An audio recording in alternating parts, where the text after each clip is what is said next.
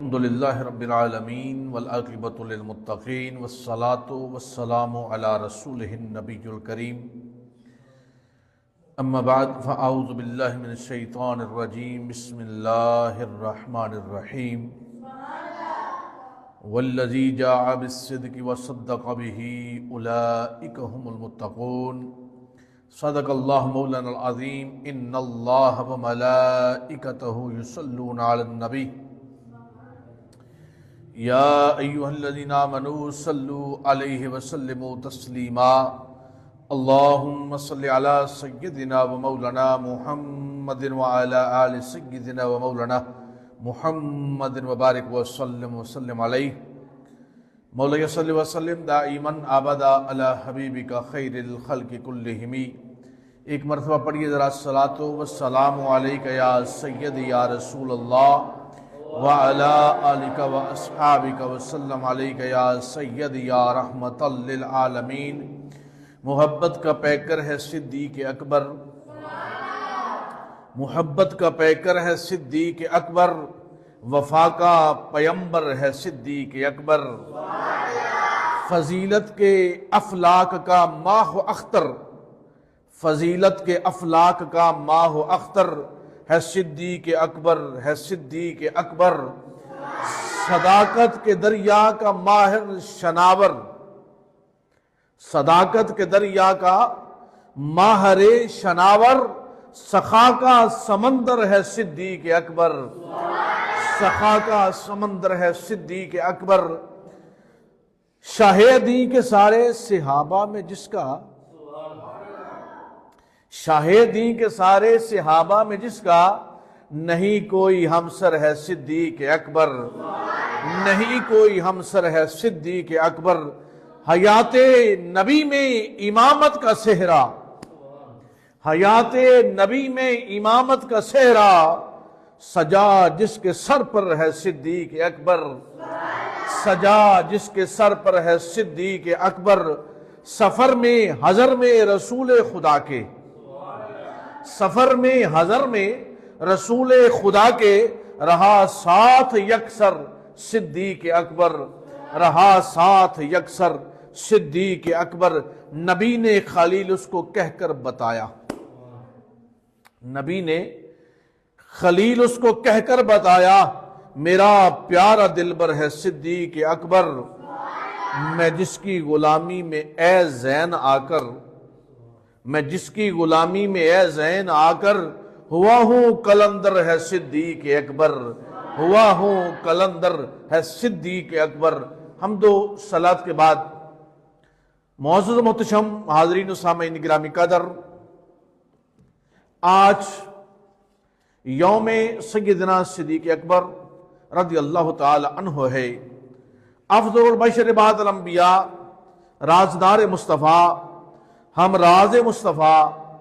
جانشین مصطفیٰ، حضرت جناب سیدنا ابو بکر صدیق رضی اللہ تعالی عنہ کا یوم وصال ہے، اور آج کا ہمارا جو موضوع ہے وہ ہے خلافت و حکمرانی صدیق اکبر، یعنی جناب سیدنا صدیق اکبر رضی اللہ تعالی عنہ جو نبی پاک علیہ السلام کے پہلے خلیفہ ٹھہرے، امیر المومنین ٹھہرے، اور کس طریقے سے آپ نے اپنی خلافت کے امور کو سر انجام دیا۔ ہمارا ایمان بحمدہ تعالی اہل سنت و جماعت ہی ہونے کے ناطے سے نہیں، بلکہ اہل ایمان ہونے کے ناطے سے ایمان یہ ہونا چاہیے کہ نبی پاک علیہ السلام کے بعد پہلے خلیفۃ المسلمین امیر المومنین حضرت جناب سیدنا صدیق اکبر رضی اللہ تعالی عنہ ہیں، دوسرے خلیفۃ المسلمین امیر المومنین حضرت جناب سیدنا عمر فاروق رضی اللہ تعالی عنہ، تیسرے خلیفۃ المسلمین امیر المومنین حضرت جناب سیدنا عثمان ذو النورین رضی اللہ تعالی عنہ، اور چوتھے خلیفۃ المسلمین امیر المومنین اسد اللہ الغالب امام المشارق والمغارب حضرت سیدنا مولا علی شیر خدا کرم اللہ وجہ الکریم ہیں، اور 6 ماہ کے لیے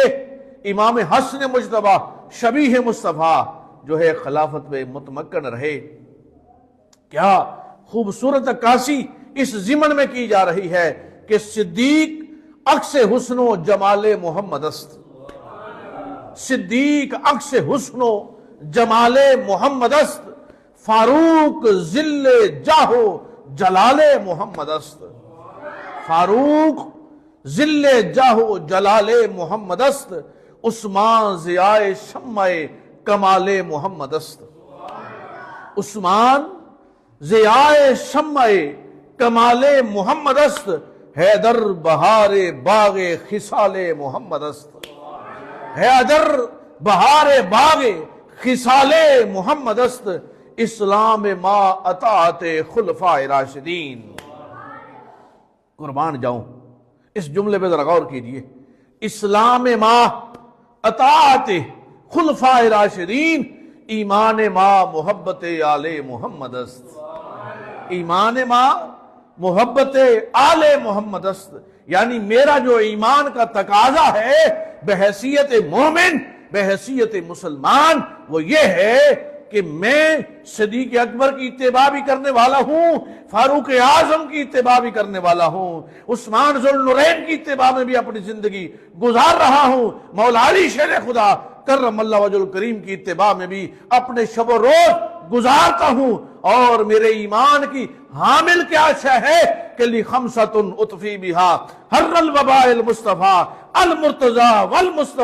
المرتضی وابناہما والفاطمہ،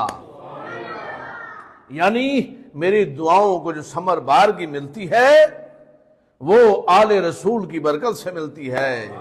وہ آل رسول کی وجہ سے ملتی ہے، وہ آل رسول کی محبت کی وجہ سے ملتی ہے۔ حضرات گرامی قدر، پوری دنیا میں سے اس وقت ہمیں سننے والے، سماعت کرنے والے ہمارے ناظرین و ناظرات، سامعین و سامعات، نبی پاک علیہ الصلوۃ والسلام رؤوف الرحیم آقا سے لاکھوں لوگوں نے بالعموم فیض حاصل کیا، یہ بات سمجھنے والی ہے، لاکھوں لوگوں نے بالعموم فیض حاصل کیا، اور پھر بالخصوص ہزاروں صحابہ نے فیض حاصل کیا، اور پھر اس سے عکس الخاص کی اگر ہم بات کریں، جو فیض یہ خلفاء راشدین نے حاصل کیا اس کا کوئی بھی ثانی نہیں ہے، یعنی بدر والوں کا درجہ، احد والوں کا درجہ، خندق والوں کا درجہ، عشرہ مبشرہ کا درجہ، یہ سب کے درجات اپنی اپنی جگہ ہیں، سب نے حضور علیہ الصلوۃ والسلام سے فیضان حاصل کیا، لیکن جو خلفاء راشدین کی ترتیب ہے اس میں دیکھنے والی بات یہ ہے، اور شیخ اکبر محی الدین ابن عربی نے اس عقدہ کو حل فرمایا ہے، اور عقائد کے حوالے سے بڑے خوبصورت جملے ارشاد فرمائے ہیں۔ میں نے الحمدللہ تعالی آج سے 2-3 سال قبل ARYQ ٹی وی کے لائیو پروگرامز میں اس بات کی طرف اشارہ دیا تھا، بلکہ بڑی وضاحت کے ساتھ وہ میرے پروگرام آج بھی سوشل لنک کے ذریعے سے آپ سماعت کر سکتے ہیں، وہ یوٹیوب پہ جو ہے موجود ہیں، ARYQ ٹی وی کے جو چینل پہ اس وقت بھی وہ موجود ہے، کہ ابن عربی نے اس طرف اشارہ کیا ہے، انہوں نے فرمایا کہ اگر مولا علی شیر خدا کرم اللہ وجہ الکریم پہلے خلیفہ ہوتے تو یہ جو دوسرے 3 خلفاء نے جو تجربات اور فیضان حضور علیہ الصلوۃ والسلام سے حاصل کیا تھا، یہ امت تک کیسے پہنچتا؟ بھئی موت ایک اٹل فیصلہ ہے، ابن عربی فرماتے ہیں موت اٹل فیصلہ ہے، جانا تو ہے، لیکن اس کی ترتیب آپ پہ ذرا غور کریں کہ جو فیضان اور جو جوہر ان 4 یاروں نے میرے مصطفیٰ کے سامنے بیٹھ کر سامنے قرآن دیکھتے تھے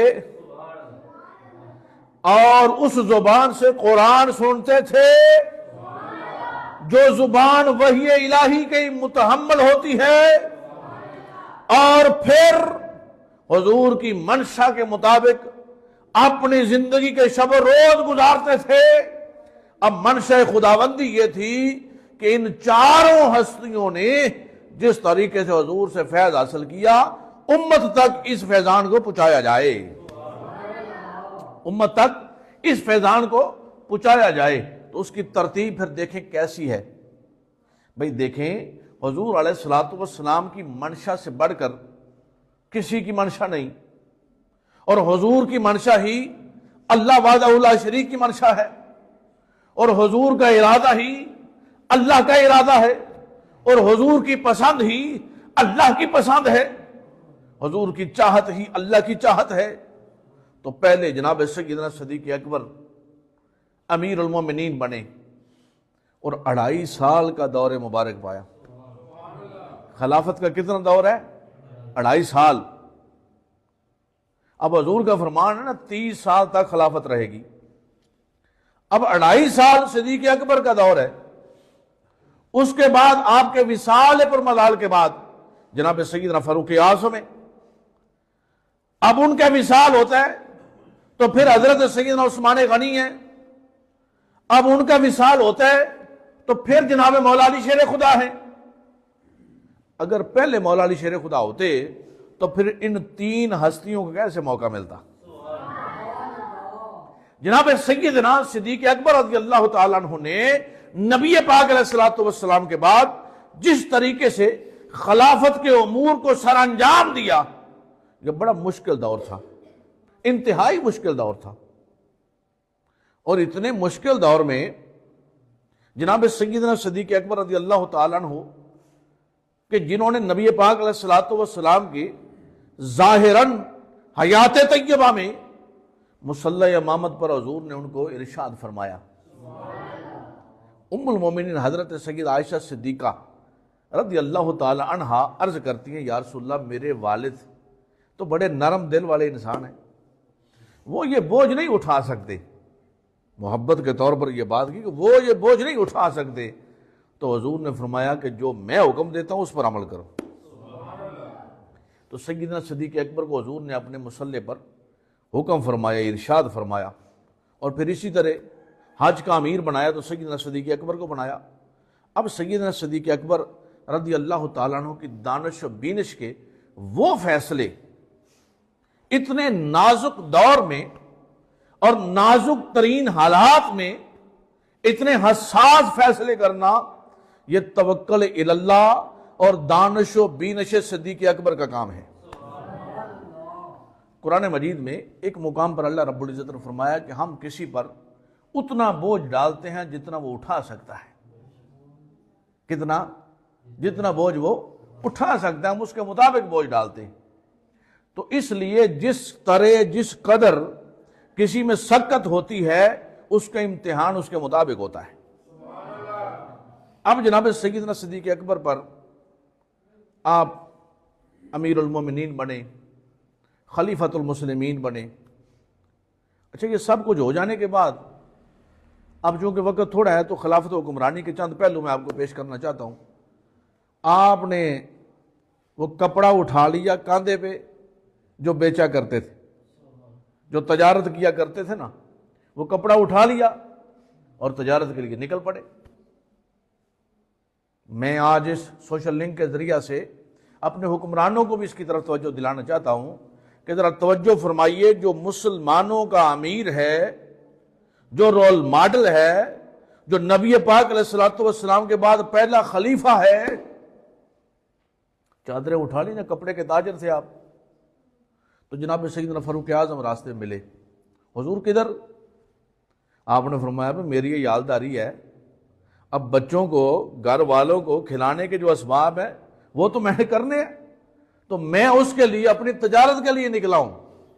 تو جناب فاروق اعظم نے عرض کیا کہ آپ تجارت کریں گے یا مسلمانوں کی جو اتنی بڑی ذمہ داری آپ کے کاندھوں پر ہے یہ نبھائیں گے؟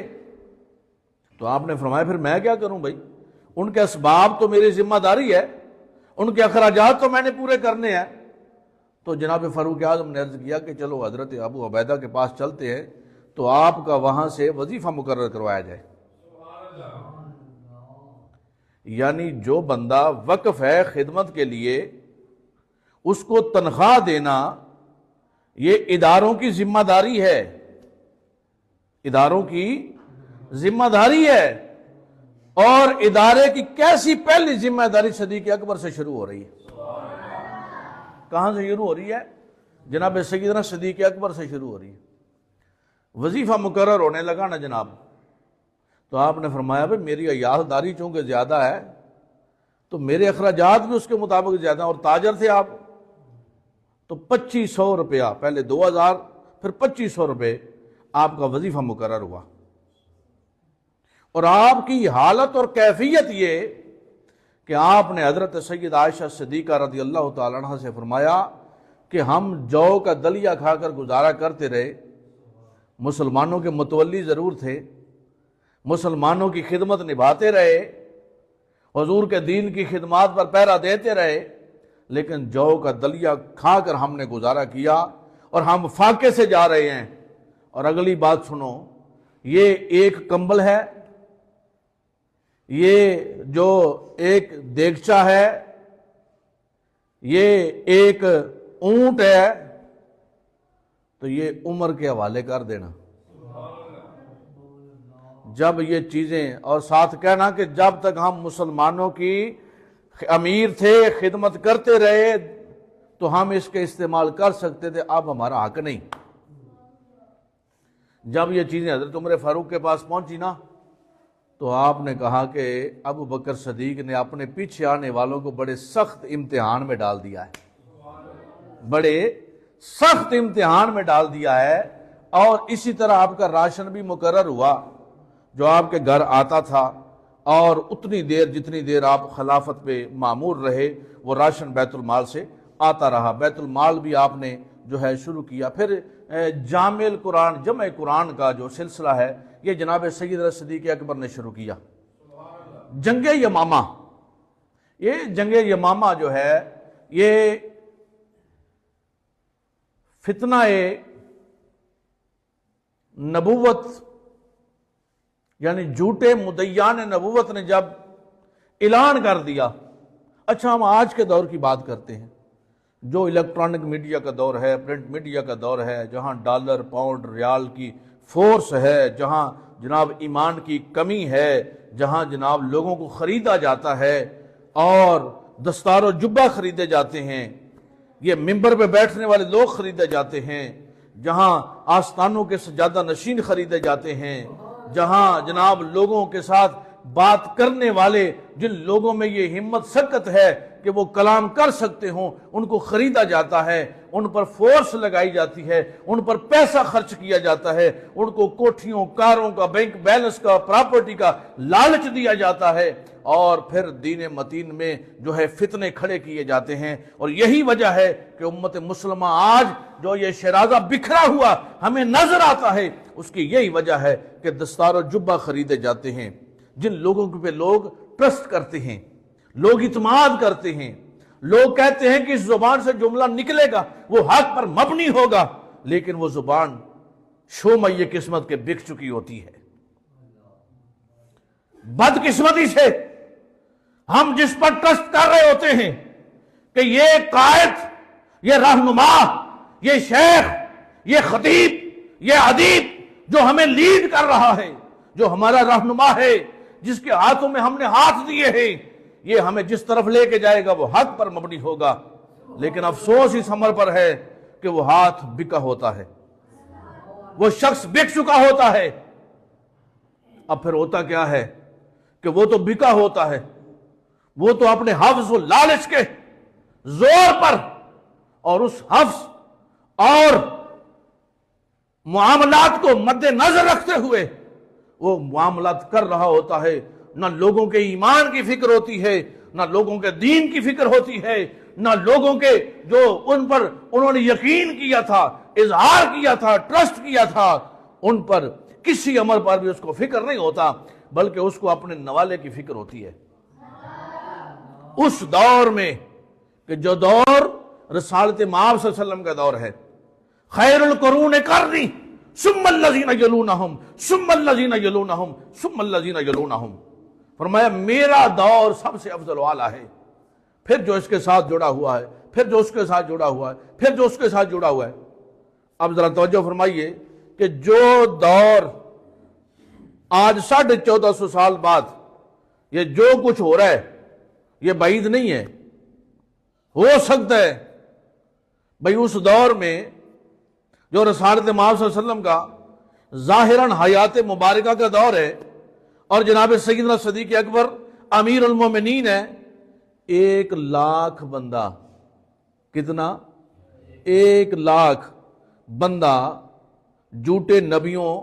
کو مان چکا تھا۔ آپ اندازہ کیجئے،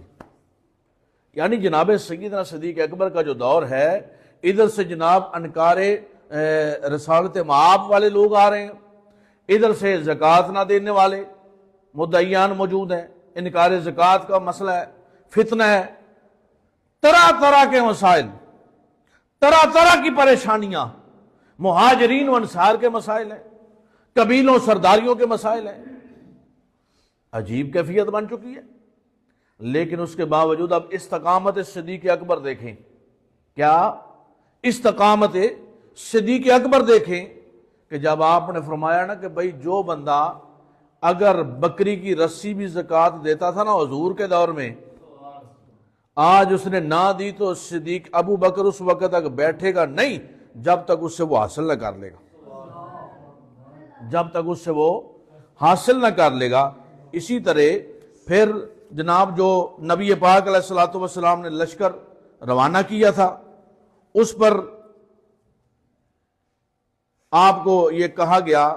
کہ جناب یہ دور اس قدر پریشانی والا بن چکا ہے کہ اب مدینے میں بھی لوگ ہمارا انکار کر رہے ہیں، تو لہذا اس لشکر کو نہ بھیجا جائے۔ تو آپ فرماتے ہیں میں اس لشکر کو نہ بھیجوں جو حضور نے بھیجا ہے۔ اگر کتے امہات المومنین ازواج رسول کے قدموں تک بھی پہنچ گئے تو میں ان کے ساتھ نپٹوں گا، لیکن اس لشکر کو واپس نہیں بلاؤں گا۔ جناب سیدنا امیر المومنین فاروق اعظم نے عرض کر دیا کہ حضور جناب سیدنا صدیق اکبر یہ بڑا نازک دور ہے، تو تھوڑے سے فیصلوں کو نرم کیا جائے، یہ زکوٰۃ لینے میں تھوڑی نرمی دے دی جائے۔ تو آپ نے فرمایا عمر تم سے تو یہ توقع نہیں تھی، تم جیسا جری شخص یہ مجھے کہتا۔ یعنی یہ آپ کی استقامت اور حالت اور کیفیت کیا ہے۔ کسی نے کہا حضور آپ خلیفۃ المسلمین ہیں، خلیفۃ الرسول ہیں، آپ نے فرمایا میں خلیفۃ الرسول نہیں، میں تو حضور کا خالفہ ہوں۔ خلیفہ کہتے ہیں نائب کو، اور خالفہ کہتے ہیں خاندان کا وہ شخص جو کسی کام کا نہ ہو۔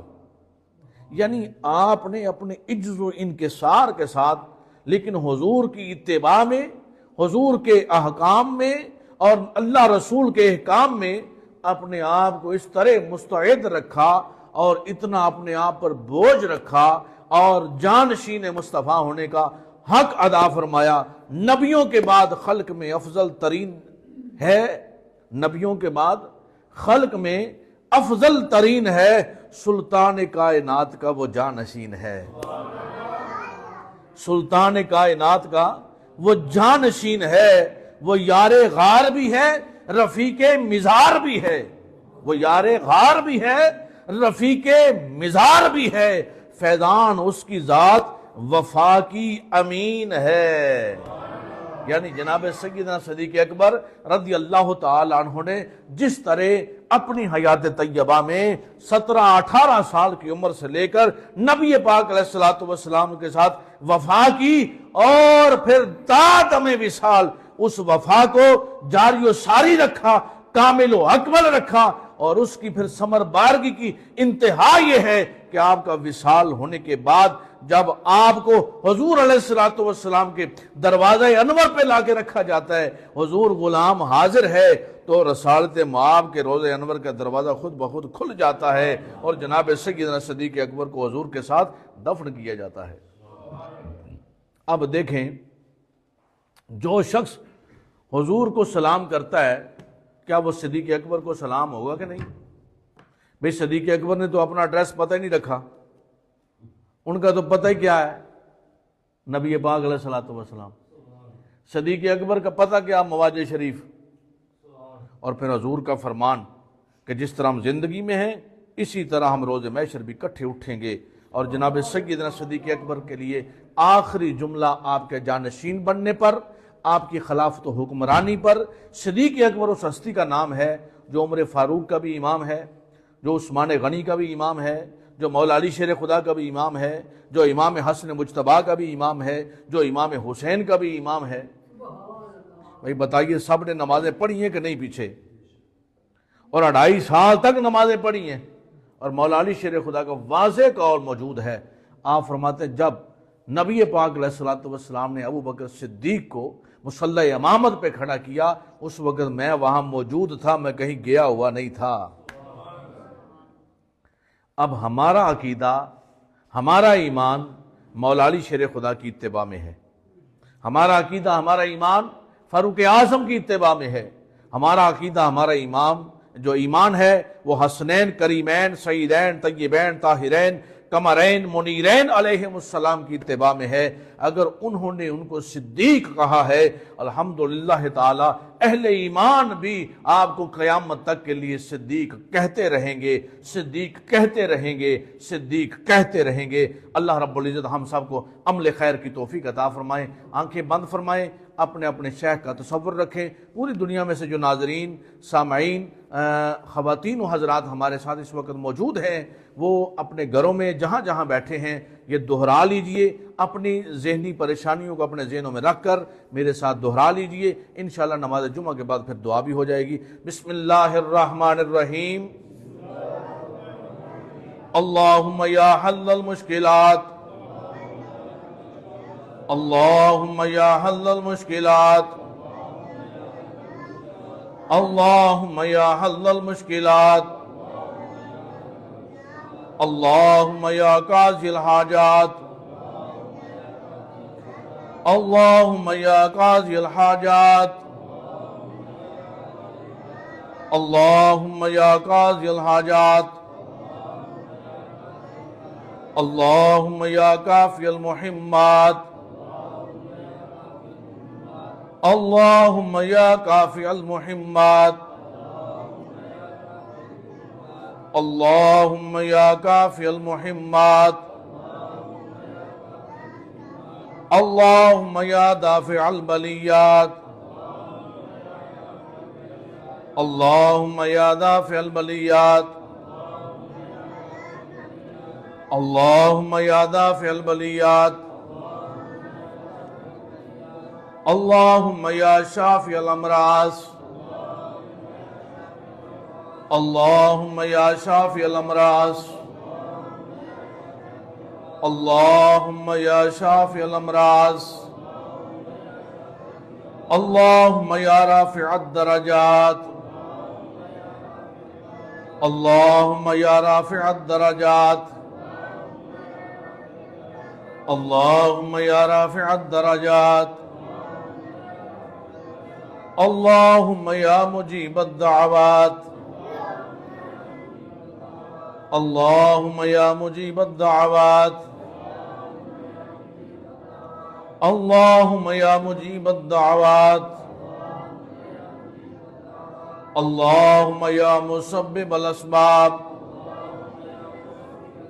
اللہم یا مسبب الاسباب، اللہم یا مسبب الاسباب، اللہم یا ارحم الراحمین،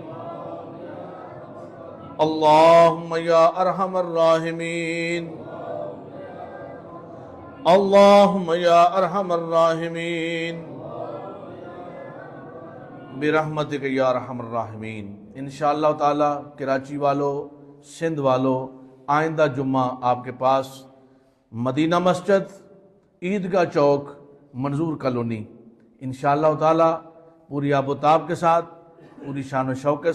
کے ساتھ اور میں پوری عقیدت و محبت کے ساتھ حضور قبلہ عالم قطب الاقطاب حجت الکاملین و سند الواصلین حضرت خواجہ صوفی اللہ رکھا شاہ قلندر رحمت اللہ تعالی علیہ کا پیغام لے کر آپ کے پاس حاضر ہو رہا ہوں۔ اور 13 جنوری Mehran town نزد licence branch Korangi Karachi میں انشاءاللہ تعالی حضور قبلہ عالم کا عرس پاک ہوگا۔ تصوف سیمینار ہوگا، جس میں بڑے خوبصورت طریقے سے اچھے اچھے ثناخان رسول ARYQ-TV کے ثناخان وہاں حاضری پیش کریں گے، حضور قبلہ عالم کی مناقب پڑھی جائیں گی، اور انشاءاللہ لائیو پوری دنیا میں یہ دونوں پروگرامز دکھائے جائیں گے۔ اس کے علاوہ بھی جتنے پروگرامز ہوں گے وہ لائیو آپ کو دکھائے جائیں گے۔ کراچی والوں، سندھ اور بالخصوص کوئٹہ، سکھر، رحیم یار خان، صادق آباد، آپ سب یہاں وہاں تشریف لائیں۔ یہ آپ کا خادم، حضور قبلہ عالم کا خادم آپ کی خدمت میں حاضر ہو رہا ہے۔ آپ کی ہم زیارت بھی کریں گے، آپ حضور قبلہ عالم کا پیغام بھی ہم سے حاصل کریں گے۔ اللہ رب العزت ہم سب کو حضرت کلندر کبریاء رحمت الرحمان کا وہ پیغام جو قرآن و سنت کا پیغام ہے، جو ادارہ منات الاسلام انٹرنیشنل پوری دنیا کے اندر پھیلا رہا ہے، اللہ رب العزت ہم سب کو توفیق عطا فرمائے اور حضور قبلہ عالم کے فیضان کو اسی طرح عام کرنے کی توفیق عطا فرمائے۔ وآخر دعوانا الحمدللہ رب العالمین۔